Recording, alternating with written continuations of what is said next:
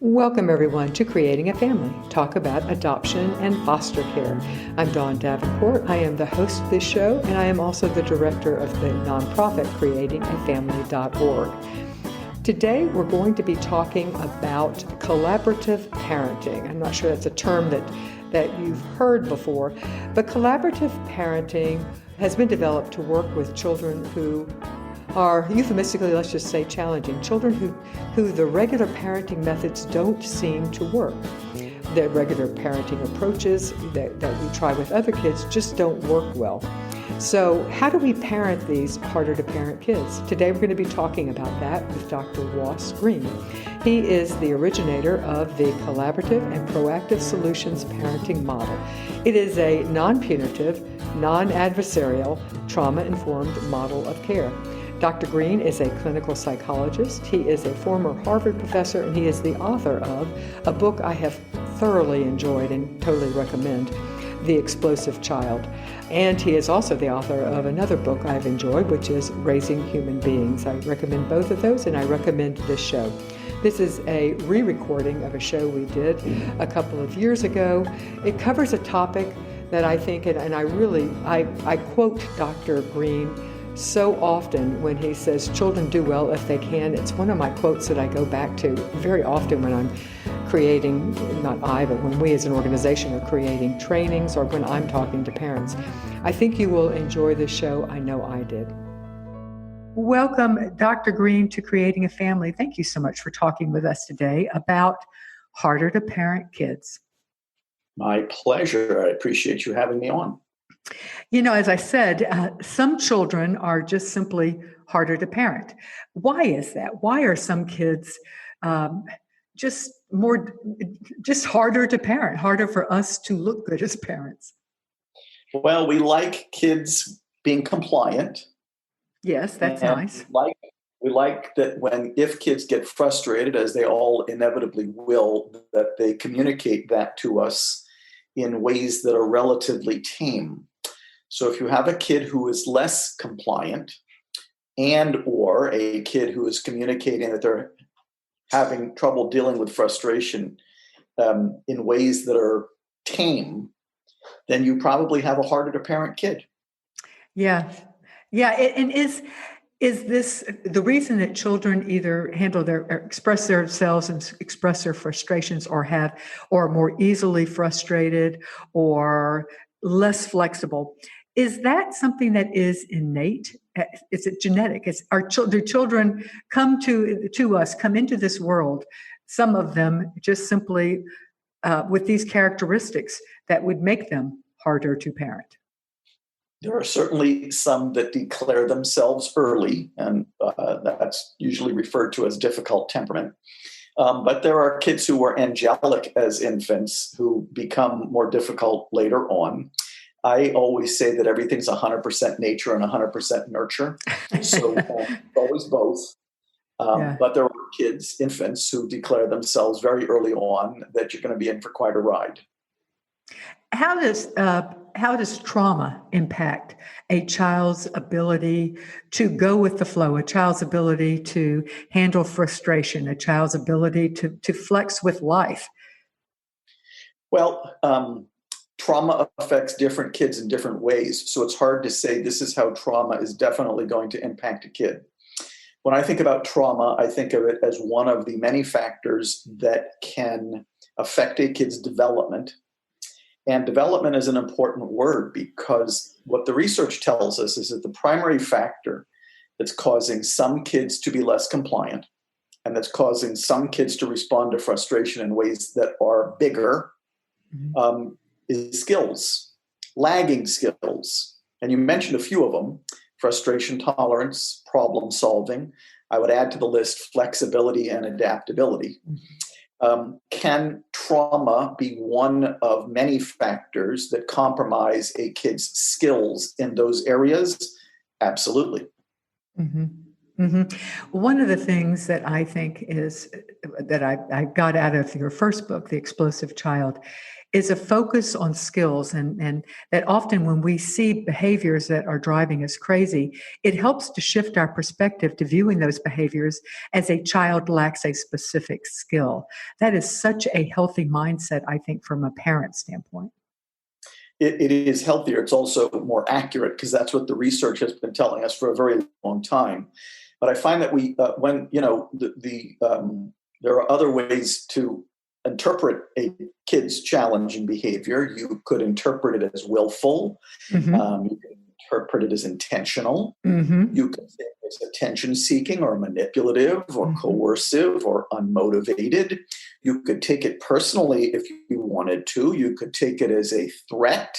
You could take it as a sign that you're a lousy parent. I don't recommend any of those ways of taking it because although some of those are not such unusual reactions, the reality is what the research tells us is that these kids are lacking crucial skills. Now we can take it less personally. Now we're not going to say all those things that we say about attention seeking and manipulative because they're not true anyhow. This is a form of learning disability in the same way that some kids have difficulty reading and writing and doing arithmetic. These are kids who have difficulty when it comes to flexibility, adaptability, frustration tolerance, and problem solving. hmm And that includes the ability to transition between activities, is often all of those things you just mentioned make changing activities, shifting expectations throughout the day difficult. And as we all know, that's what life is all about. And so these kids, the skills that they lack make living difficult for the kid. Make living difficult for the kid. That we sometimes don't appreciate because the way the kid is communicating that he's having difficulty can once again be screaming, swearing, hitting, spitting, biting, kicking, throwing. Nobody enjoys living with that. So it's not only the kid who's having difficulty in life, it's the people who are living with the kid and classmates and siblings and teachers and not just parents. I think you were the originator of this saying. If not, you can give credit to whomever it deserves. But kids do well if they can. I've heard that and have attributed to you, and I That think was it is me. such a wise thing. But can you elaborate on it more? It's basically saying that if this kid could do well, the kid would do well. hmm And what it refutes is this notion that for some reason doing poorly is preferable for the kid. hmm But it also especially refutes the notion that kids do well if they wanna. And that's been very popular for a very long time. The belief that if a kid isn't doing well, it's because the kid doesn't want to do well. hmm Unfortunately, that has led us caregivers to spend a great deal of time spinning our wheels, trying to make kids want to do well. And how do you do that? With rewarding and with punishing. Problem is, rewarding and punishing doesn't teach these kids any of the skills that they're lacking and don't solve any of the problems that are causing their challenging behavior. And in some instances, punishing actually makes things worse. Even though it may temporarily make you feel better as a parent. Yeah, yeah, exactly. I think that is such a powerful because it puts the kids do well if they can, puts the impetus on the fact that there is something missing. They're not able at this point, and that it's up to us as parents to figure out what skill they're missing and what we could do to help them gain that skill. Correct. And hmm that's what direction it points us into. Exactly, which is a healthy direction from a parent standpoint and far healthier from the kids' standpoint as well. Correct. Can you tell us a bit about the collaborative partnership approach and how that fits into this skill building that we as parents need to be doing? The name of my model is Collaborative and Proactive Solutions. And basically, it's saying that why be adversarial with your kid when you can be partners instead? Being partners with your kid is first, the adults have to do this first part. We have to figure out what expectations the kid is having difficulty meeting that are causing the kid's challenging behavior. And we call those unmet expectations in this model, we call them unsolved problems. Next, the goal is to start solving those problems. But instead of doing it unilaterally, which is the way adults frequently do it, you're doing it collaboratively with the kid as your partner. But another key term is that instead of doing it in the heat of the moment, when that unsolved problem has set in motion a challenging episode yet again, you're doing it proactively. And the proactive part is made possible by the fact that these unsolved problems are actually very predictable. These kids are losing it over the same things every day, every week. That makes them predictable. If they're predictable, we can identify them ahead of time, and then we can solve them proactively. So those are some of the key terms here. Not only are you being collaborative, there's a partnership between you and your child, you are also solving these problems proactively rather than in the heat of the moment. Can you give us an example of an unsolved problem and how it would look, how it would play out? What would we be seeing on the outside? What would the need, the skill that the child is lacking? And how would a parent go about being proactive and collaborative in the solution? Got it. Well, a very common one for parents, and one that I use as an example a lot, is difficulty brushing teeth before going to bed at night. Now, there's a variety of lagging skills that could be causing that kid to respond maladaptively to the frustration they experience in brushing their teeth before they go to bed at night. So in each kid, it can be a different lagging skill. But the unsolved problem is difficulty brushing teeth before going to bed at night. When you're solving a problem collaboratively, there are 3 steps that are involved. The first is called the empathy step. This is where the adult is gathering information from the kid so as to understand what's making it hard for the kid to meet that expectation.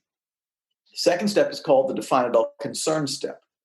That's where the adult is entering their concern into consideration, especially why it's important that that expectation be met.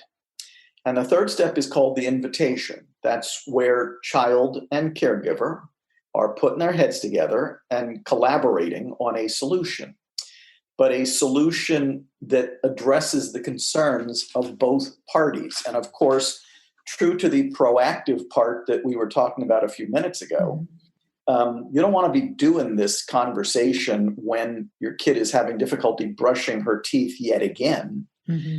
She's been having difficulty brushing her teeth before going to bed at night for the last 2 years. Why are we doing this in the heat of the moment? We want to do this proactively. So here's what those 3 steps could sound like. The empathy step begins with an introduction. The introduction begins with the words, "I've noticed that," and ends with the words, "What's up?" In between, you are inserting the unsolved problem. Here's what it would sound like. "I've noticed you've been having difficulty brushing your teeth before going to bed at night. What's up?"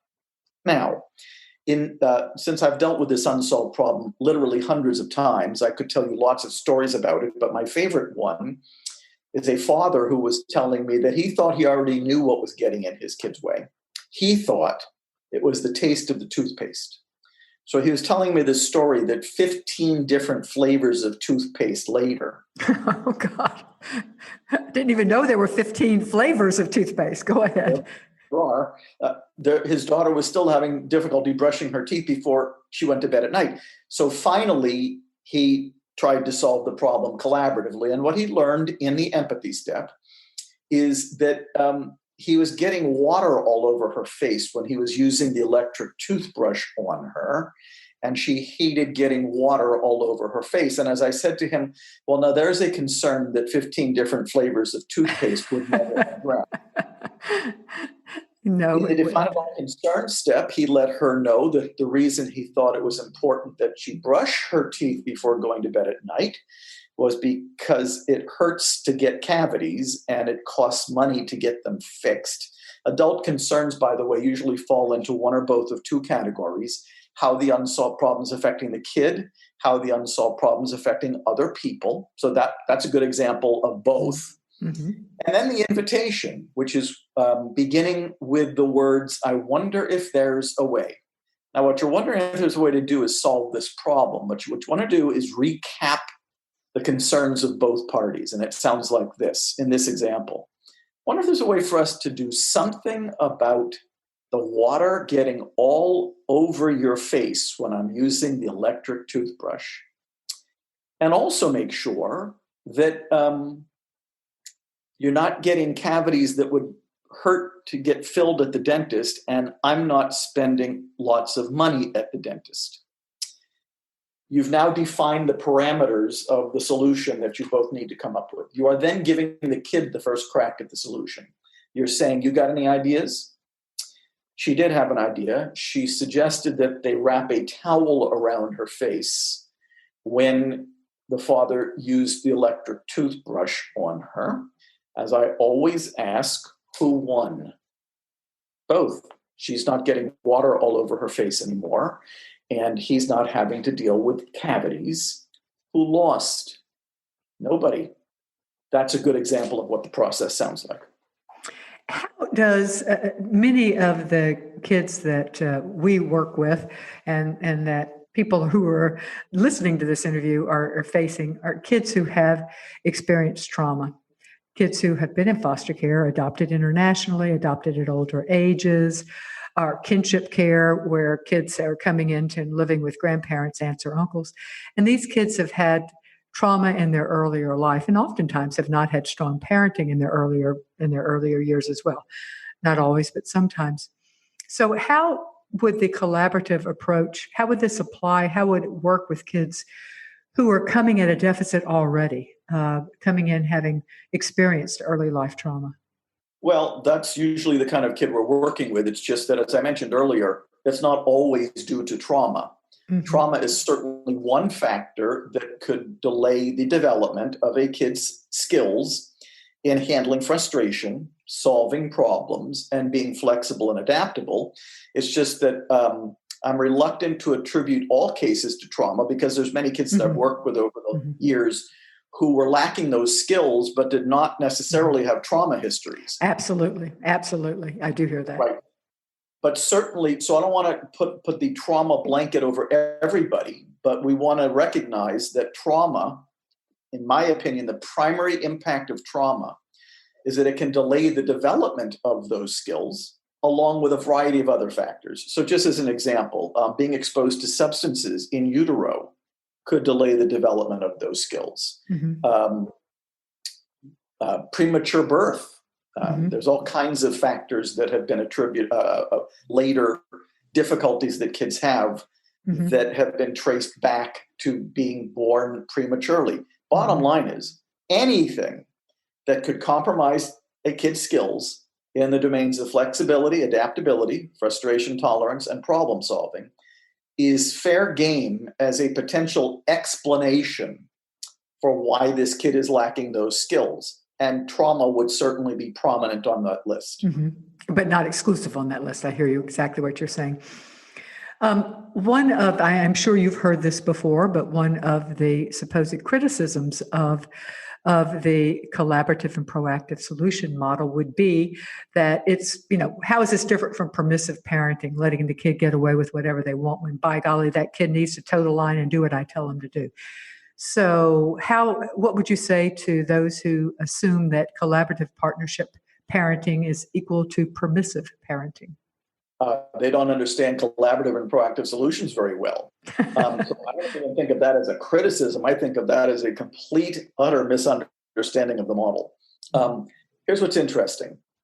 There are still definitely folks out there who think that you are being permissive and passive if you are not consequencing the heck out of a kid. And that is really, really unfortunate because there are so many things that consequences do not do well. Among them, teaching a kid the skills they are lacking, solving the problems that are causing the kid's challenging behavior in the first place. So it's always really unfortunate. And many people see the world through either you're being unilateral and lowering the boom, or you're being permissive. Goodness gracious, the world is much more complicated than that. What's interesting is that in this model, you are being very active. There's nothing permissive at all about this model. You are very actively solving those problems with your kid. In doing so, what the research tells us is that you are improving the kid's behavior every bit as much as you would have been if all you were doing was consequencing that behavior. Of course, on the other side of it, consequencing the kid's behavior doesn't solve any of the problems that are causing that behavior. So I'm not exactly sure what we've accomplished. But that's interesting because that's usually a sign that somebody doesn't understand the model very well or are trying to force the model into a very narrow view of parenting that says you're either being the boss or you're being passive. Well, there's a lot more to parenting than just being the boss or being passive. What's interesting is this: when you are solving problems collaboratively with your kid, you aren't just solving problems. You're not just improving the kid's behavior. You're also enhancing many of the skills that the kid is lacking. Mm-hmm. In the empathy step, kids are learning how to figure out what their concerns are, to express those concerns in ways that other people can hear. Very important life skills. In the define it all concern step, kids are learning how to listen, take another person's perspective, Mm-hmm. appreciate how their behavior is affecting other people. In the invitation step, kids are learning how to think of alternative solutions. Think of solutions that don't just work for you, but that work for other people too. Resolve disagreements without conflict. But here's the interesting part. We adults are learning skills in 3 steps too. Mm-hmm. In the empathy step, we adults are learning how to listen. We adults are learning and modeling empathy and appreciating how taking another person's perspective.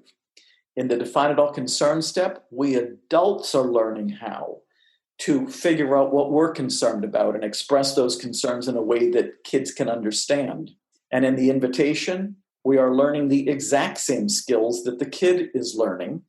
This is why viewing parenting as between being passive and hammering a kid, Mm-hmm. parenting is a lot more nuanced than that, and parenting is a lot more complicated than that. Mm-hmm. That's partly because human beings are a lot more complicated than that too. They are. It's true that when I'm having difficulty in life, to help me get past those difficulties, we're going to need something besides a hammer and something besides somebody being permissive with me. I'm going to need more help than that. Mm-hmm. Yeah, all humans do, right? Yeah. Big news, everyone. The Jockey Being Family Foundation has provided us with scholarships for free access to 5 of our most popular courses. You can find these courses and the coupon code at the website bit.ly/JBF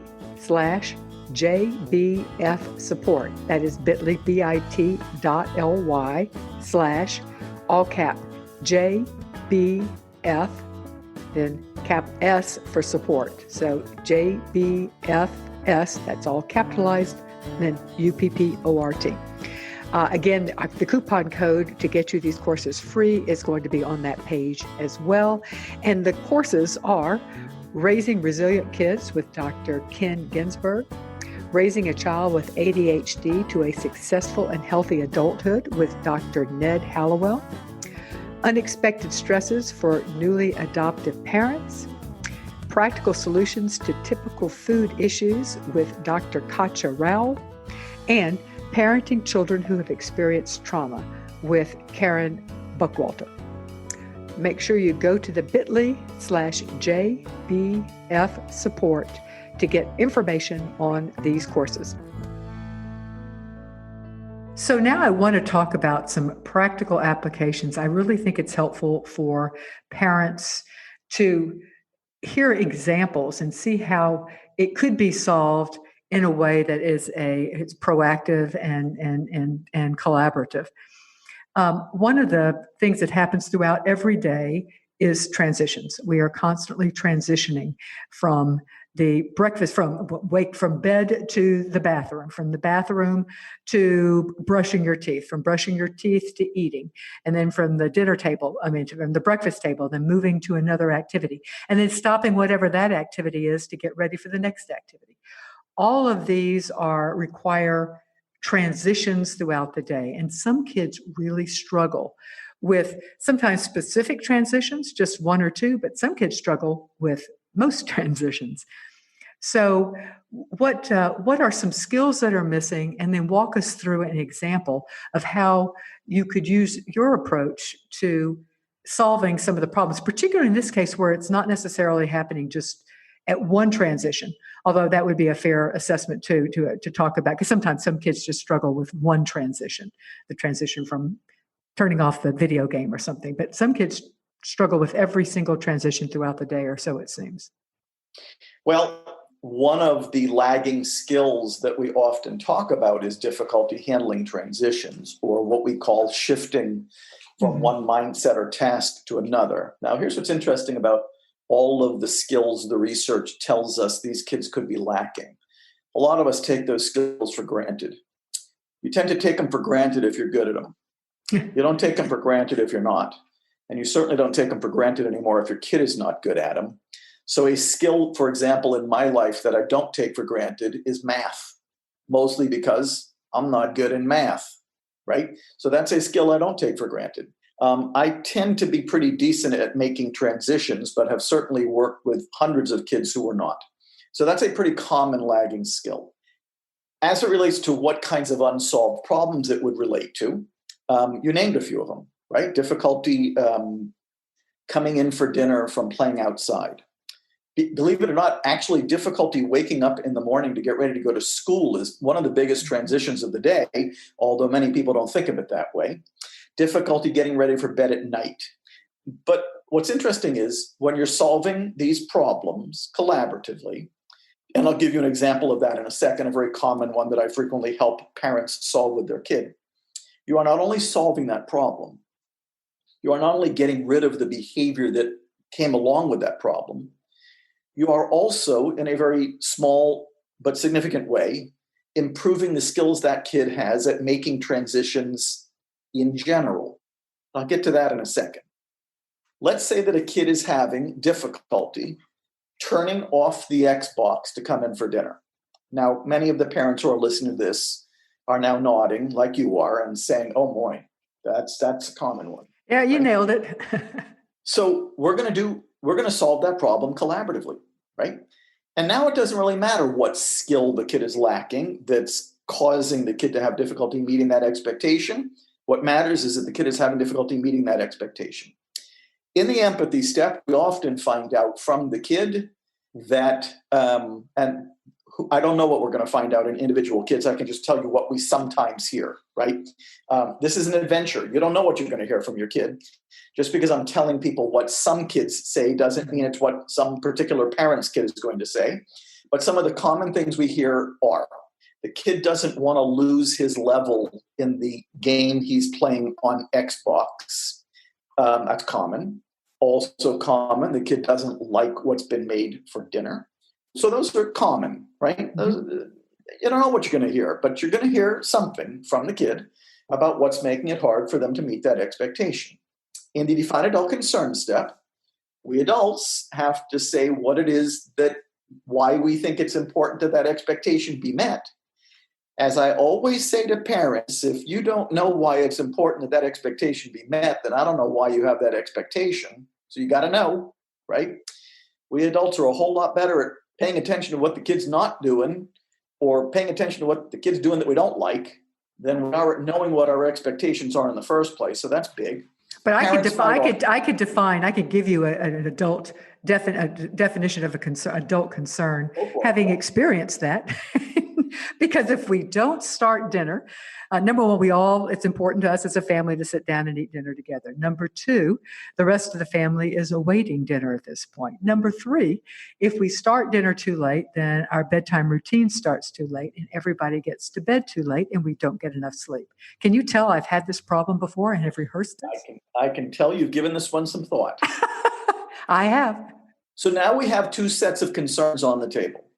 Now it's time for the invitation. So I'm just going to pluck one of the kids' concerns and one of the adults' concerns that you mentioned and try to put that into the wording of the invitation. Okay. I wonder if there's something we can do about you not wanting to lose your level in the Xbox game, but also make sure that we don't have to wait for you for dinner and that the dinner doesn't get cold. You got any ideas? And now we are considering ideas, but you're giving the kid the first crack. And you know what? We just made that much more solvable.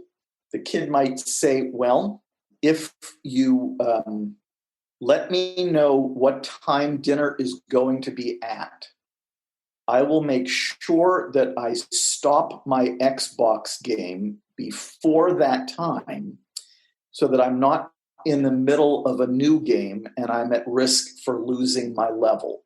And then I'll be on time for dinner. It won't get cold and you guys won't have to wait for me. Now, that sounded much too easy, right? But here's what's interesting, right? First of all, I'm often amazed at what incredible solutions kids come up with. And by the way, if the kid doesn't have any ideas, I'm sure the adult has some ideas. The crucial thing for adults and kids to remember is that the solution has to address the concerns of both parties. The reason I made that sound seamless is because it went way faster than it normally does. It takes some time to gather information about the kid's concerns. It takes less time usually, but time still for adults to talk about their concerns.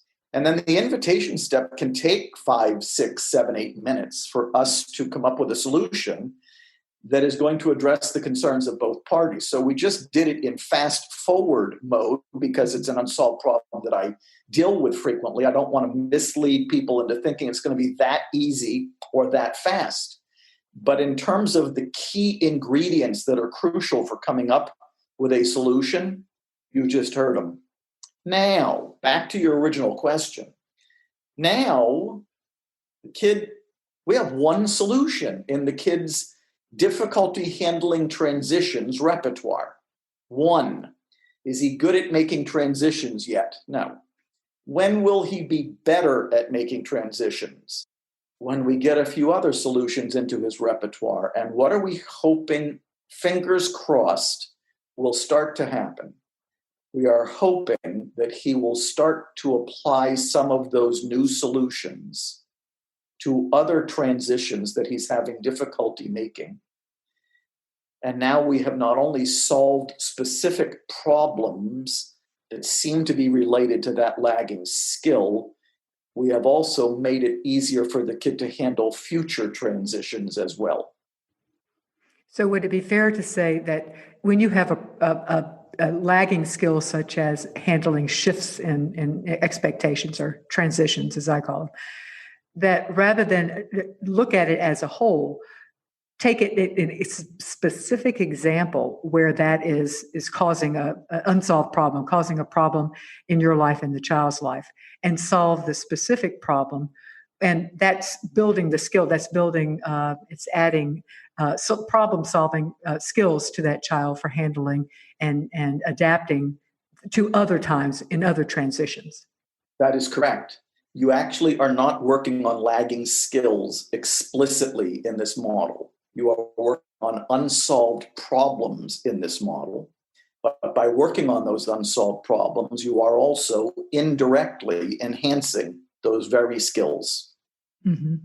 Mm-hmm. Now, I can hear parents everywhere saying, yes, but we all know that when Johnny is approaching the next level and he's got 5 minutes before dinner, what if Johnny decides to go ahead and start the next level? Because that's kind of the nature of video games. And then it didn't solve the problem because it's stopping and permitting yourself from not going to the next level is, shall we say, not in his skill set right then. So how would you apply your approach to when your solution doesn't necessarily work? Mm-hmm. A lot of people think that this is magic.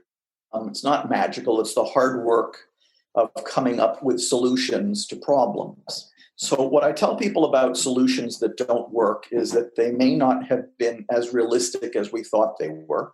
Mm-hmm. And so we're always telling parents before you're not running with the first solution the kid says, right? You got some work to do, even though there's a solution under consideration. You have to think about Is it truly realistic? Can we both truly do what we're agreeing to do? That might have been an unrealistic solution, not a tragedy, but a sign that that solution's not going to work, right? We need a better solution than that, right? Maybe it wasn't as mutually satisfactory as we thought it was. Once again, that's not a failure, right? In real life, most solutions come after the ones that didn't work very well and what we've learned from them. So maybe it wasn't mutually satisfactory. And then the third reason that a solution might not work is that it really didn't address the concerns of both parties, or it didn't address all of the kids' concerns that we heard about. It only addressed some of the ones we heard about because we didn't try to address all of them in the same problem-solving conversation. And then it's also possible that the kid had concerns that we didn't even hear about in that first conversation, and the solution could not possibly have addressed those concerns. So it's important for people to recognize this is a process. This is not a technique. This is a process. Solving problems is a process. And by the way, if that's an unsolved problem that the kids and the parents have been struggling with for the past 3 years, we may go through a solution or two before we get that one solved. It's been unsolved for a very long time. Mm-hmm. Mm-hmm. If it takes a long time for it to become a problem, it's going to take a fair amount of time for the problem to come up with a reasonable solution. Sometimes. All right. Hey, do us a favor. If you're enjoying this podcast, or I guess even if you aren't, but hopefully you are enjoying it, please go over to iTunes and give us a rating. You can either do a star rating, which will take you just seconds, or you can write a comment. That would be nice as well. We very much appreciate all the comments, and they actually really help us as a podcast because that's how the algorithms work within iTunes for who they suggest and which podcasts rise to the top. So really do us a favor and pop over and give us a rating, and we would really appreciate it. Thanks. All right, so let's talk about children who can't accept no for an answer. Again, it's a fairly general problem. So if you can do a practical application where you apply that to a specific time and a specific unsolved problem, that would be good. So can't accept no for an answer, argues, tantrums, bickers, whatever. Well, now you're talking about the behavior. That just tells us that we have an unsolved problem. But difficulty handling the word no is not a specific enough unsolved problem. It's what you're saying no about that would make, I don't know how we work on the word no, but I do know how we can work on something more specific, and that is what you are saying no about. And we've actually kind of used an example of that already. No, you cannot go to bed without brushing your teeth. Oh, so that's the unsolved problem of difficulty brushing teeth before going to bed at night. No, you cannot play your Xbox while the rest of us are at dinner. Oh, so that's difficulty getting off the Xbox to come in for dinner. So difficulty with the word no is never a specific enough unsolved problem. It's what you're saying no about that makes that unsolved problem much more specific. Okay, so thinking in terms of, all right, what specific no are you most concerned about right now? Let's say the specific no is wanting to buy snacks or candy or whatever when you're at the grocery store and mom or dad says, no, you're not getting the Snicker bar. Yep. So I don't want to turn that into the heat of the moment, right when mom or dad says, no, you're not getting the Snickers bar. And the reason I want to do that is because that's probably a chronic unsolved problem. So as you can tell, I want to get us out of the heat of the moment, right? I don't want to give any impression that is the first time that has ever happened, because that is not the first time that has ever happened, right? We've got to word that unsolved problem. Difficulty not buying candy every time we go to the grocery store would be the wording of that unsolved problem. And the bottom line is now we got 3 steps, right? What's hard for the kid about that? We're going to find that out in the empathy step, right? Why do the parents not want the kid to buy candy every time we go to the grocery store? We would get that information in the define it all concern step. And in the invitation, we would come up with a solution for that. Doesn't sound like the parents are saying you can never have candy. So what's probably happening is the kid doesn't know if this is one of the times we're buying candy or not. Now we're saying no. Boy, if we solved that problem proactively and we had a solution that was working, we wouldn't have to say no to that one ever again. That's a solved problem. It's only unsolved problems that cause challenging behavior, and it's only unsolved problems that cause us to say no. Solved problems do not cause challenging behavior, and solved problems do not cause us to say no. Mm-hmm. Okay, so in that example, we would have you would have the invitation. You would, and that would go. Remind me again what the language for the invitation is. Well, first of all, we'd have to find out what the concerns are. So let's say the kids can't word the invitation unless you know the concerns of both parties. Oh, gotcha. Let's say the kid's concern is, you never let me buy candy. I'm the only kid in the world who doesn't get to eat candy. Let's say the parent's concern is, we buy you candy every time you go to the grocery store. It's not healthy. You're going to get cavities.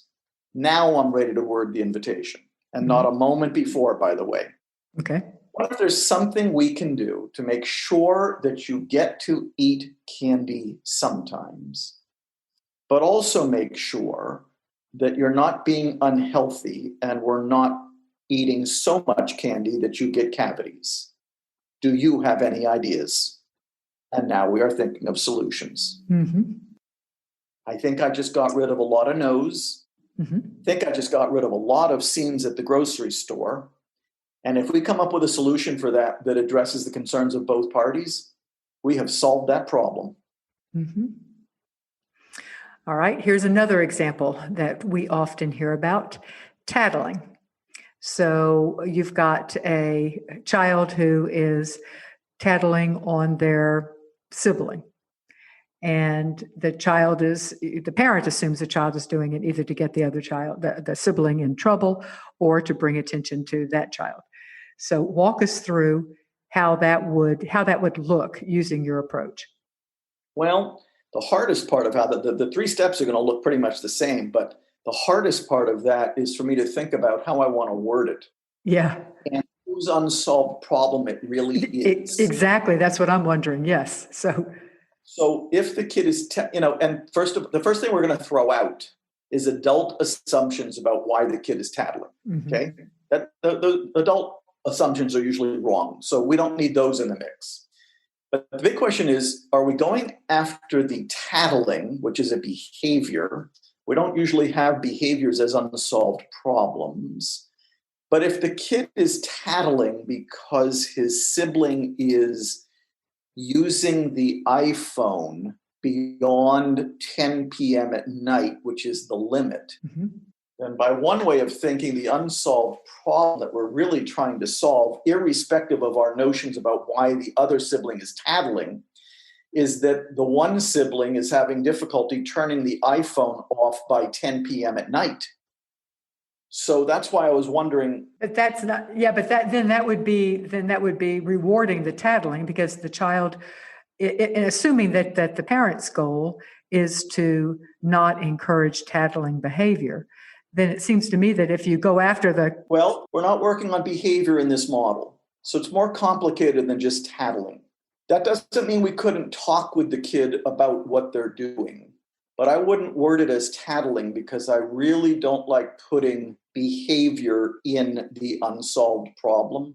Mm-hmm. So what I would ask the parents is, what is your expectation for what the kid should be doing instead of tattling? And I would need to hear the answer to that to word the unsolved problem well, because once I have the answer to that, see, tattling, as I said earlier, us adults are really good at saying what the kid is doing that we don't like. What I want to know is, what do we want the kid doing instead? So in this case, tattling is what the kid is doing that we don't like. What do we want the kid doing instead? I would need to know that before I could word the unsolved problem. Yeah, and the thought that comes to mind is, mind your own business. Don't be ratting out other people.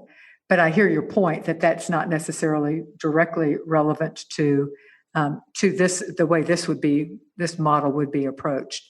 All right, let's use another one. What about teens disregarding curfew or other house rules? You could use either. Well, let's go with curfew. Difficulty coming in for curfew by X time, right? That would be the wording of the unsolved problem. In the empathy step, and all of these are going to sound the same now because the 3 steps are the same no matter what the unsolved problem is. But we want to hear what the kid's concerns are, what's making it difficult for the kid to meet that expectation. What I sometimes hear there is that they have the earliest curfew of any kid in the world. Yeah, very much so. Or sometimes they're having difficulty getting a ride home to get home in time for curfew. So the common ones. In the define adult concern step, we might hear parents saying they are worried sick if their kid doesn't come home in time for curfew. And in the invitation, we are trying to come up with a solution that addresses the concerns of both parties. And having dealt with that unsolved problem hundreds of times, I can tell you that I have seen many, many different solutions to that one. Here's what's interesting. I don't see it as my role to tell people what the solution is. It is my role to help them come to a solution that works for both of them and that solves this problem so they're not fighting about it anymore. That's my role. Well, and there isn't a cookie cutter approach. What the beauty of this approach is that it allows for some creativity that plays into the strengths and the nuances of each of the persons involved, the parent and the child. Correct. Yeah. And by the way, ending conflict does require some level of solving problems in a collaborative and creative way, because one thing's for certain, the solutions that have been applied to that problem so far clearly aren't working. That's why we're finding the need to have this conversation.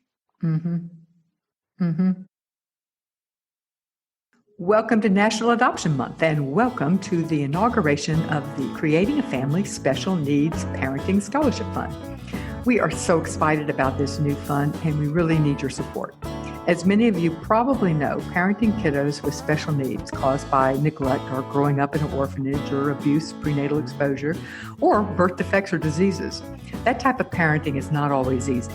The parents who step up to love and raise these kids need more training, both before they adopt and certainly after they adopt. The Creating a Family Special Needs Parenting Scholarship Fund was created to provide scholarships to these courses in our Adopt Ed online education center. We have courses on literally every topic that's directly relevant to these families using some of the leading national experts. We have over 65 courses. Please consider giving just $20 to cover a course. You can get more information at creatingafamily.org/scholarship. Help us give the gift of education to parents of these most vulnerable kids.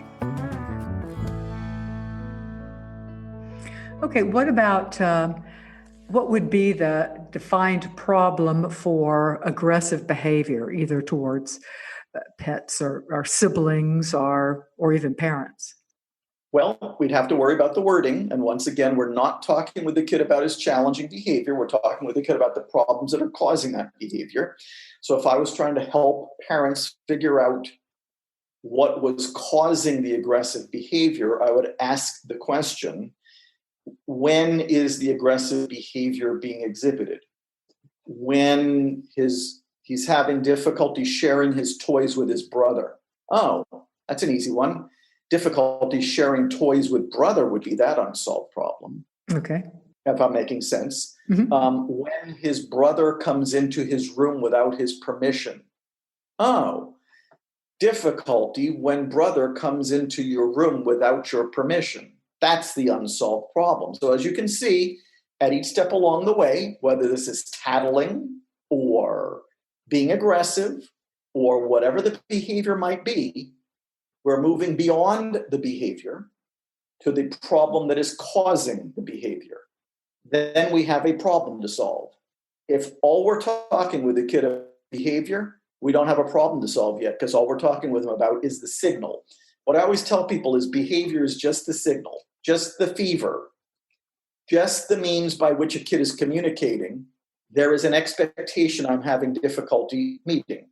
If we never figure out what that expectation is, then we're still stuck talking with kids only about their behavior. And as many of your listeners and viewers know, they have seen the limits of only talking with kids about their behavior.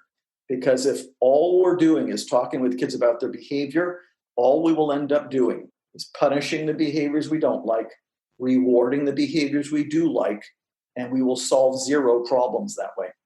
Mm-hmm.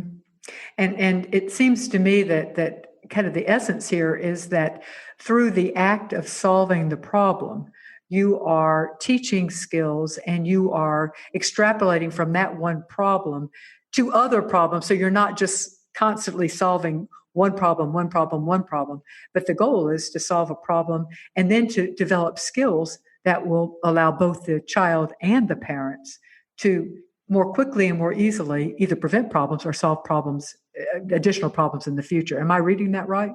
Well, that's certainly what you hope happens. A lot of kids who've been difficult for a long time, when parents finally get around to identifying the unsolved problems, there's a lot of them, sometimes 30, sometimes 40. Mm-hmm. I don't think people are going to have to solve 30 or 40 different unsolved problems because some of them are going to solve by solving others. But here's the really important point. By solving problems, you are improving the kid's behavior. Mm-hmm. So if the kid is being aggressive toward his brother because they're having difficulty sharing toys, and you solve that problem, not only have you solved that problem, the aggressive behavior toward the brother, at least as it relates to that problem, is now gone. But if all we're doing is focusing on the boy's aggressive behavior, then he's still having difficulty sharing his toys with his brother, and it's still going to get ugly in some way. Mm-hmm. Mm-hmm. And it also is a respectful approach, it seems to me, so that because you are respecting the child, that also would pays off in other benefits further down the line as well. Well, what I always tell parents is that if you want your kid to listen to your concerns, a good way to make that happen is for you to listen to theirs. And when you are listening to a kid's concerns, and when you are proving to kids that their concerns are not only being heard, but will also be addressed, that is showing respect to your kid. And I find that respect begets respect.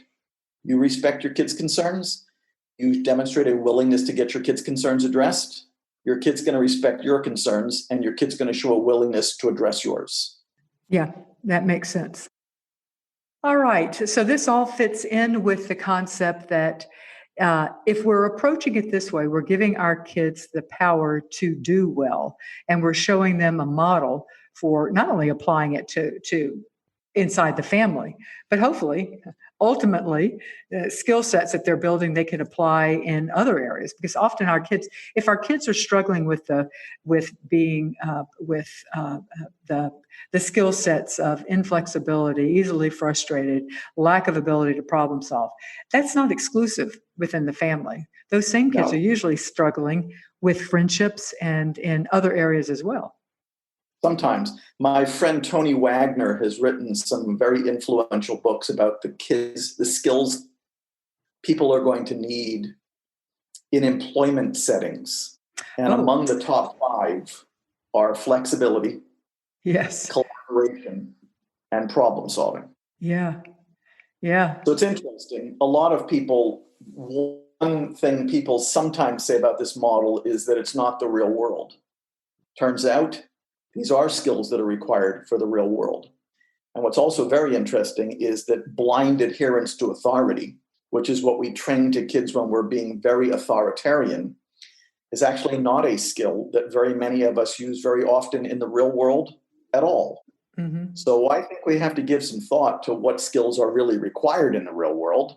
I'm confident that the ones we're training by solving problems collaboratively are going to serve this kid very well, not just in our families, but also outside our families.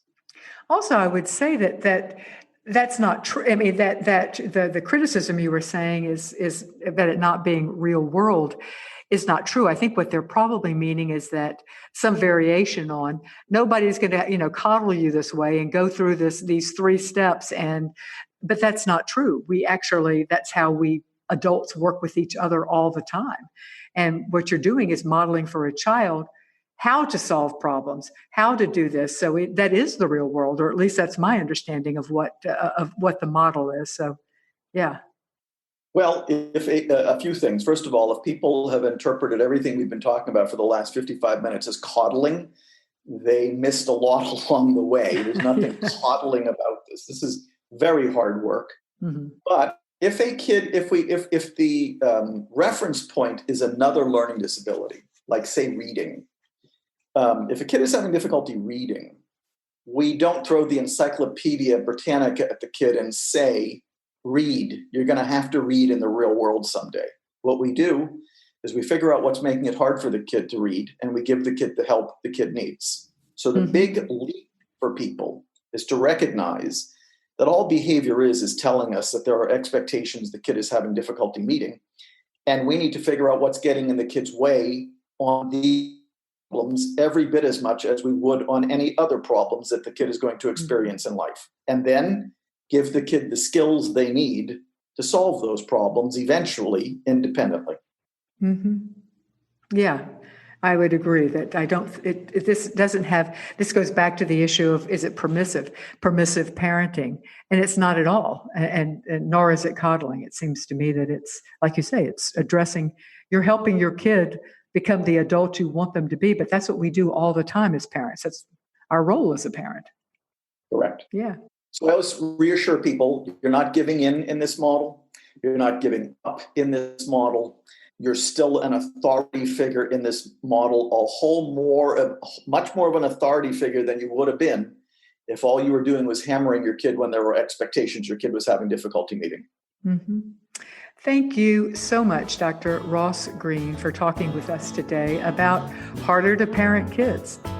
Let me remind everybody that the views expressed in this show are those of the guests and do not necessarily reflect the position of creating a family, our partners, or our underwriters. Also, keep in mind that the information given in this interview is general advice. To understand how it applies to your specific situation, you need to work with your adoption and foster care professional. Thanks for joining us today, and I will see you next week.